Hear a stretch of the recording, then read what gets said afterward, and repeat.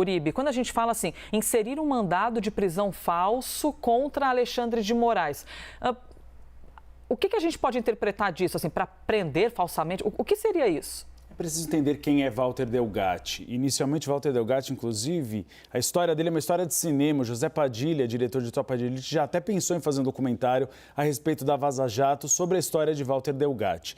Ele é um especialista em tecnologia da informação que conseguiu acessar dados de políticos, entre eles celulares daqueles que atuavam na Operação Lava Jato. E ele chegou a oferecer a parlamentares de esquerda esses dados. Ofereceu a Manuela Dávila, ex-deputada federal, e ela chegou a ficar em dúvida, entrou em contato com o PT para saber quem era essa pessoa que oferecia esses dados. Até que ele abriu esses dados e ofereceu a veículos de imprensa. E aí foi deflagrado, então, esse escândalo que nós chamamos de Vaza Jato, as informações de combinações entre o juiz Sérgio Moro e Deltan Dallagnol a respeito da operação. Pois bem... Ou seja, uma figura bem conhecida. Bem conhecida e com informações de vários celulares da República Brasileira. Na sequência, ele é procurado por políticos de direita. E aí vem essa ligação com Carla Zambelli. E aí, nessas conversas, ele acabou atuando no gabinete dela. Ele disse numa entrevista recente que recebeu um salário de R$6 mil, que estava atrasado, inclusive, mas que ele foi procurado justamente para fazer essa mediação e tentar atuar contra ministros do Supremo Tribunal Federal.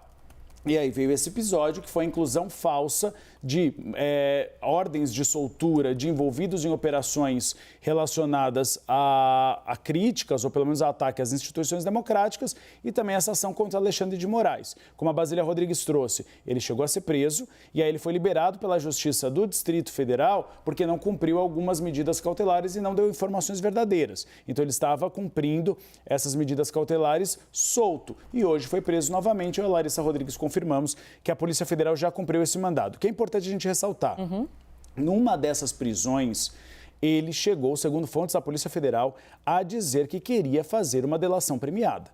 Então ele já deu essa sinalização à Polícia Federal. Para quê? Para entregar a relação dele com Carla Zambelli e como foi uma eventual conversa dele no Palácio do Planalto, no Palácio do Alvorada, no caso, com o ex-presidente Jair Bolsonaro. Ele disse que teve uma conversa e falou-se a respeito da possibilidade de grampo de ministros do Supremo Tribunal Federal. Jair Bolsonaro nega que os termos dessa conversa tenham ocorrido dessa forma. Então agora vamos observar se realmente a Polícia Federal vai aceitar essa sugestão de delação premiada ou não.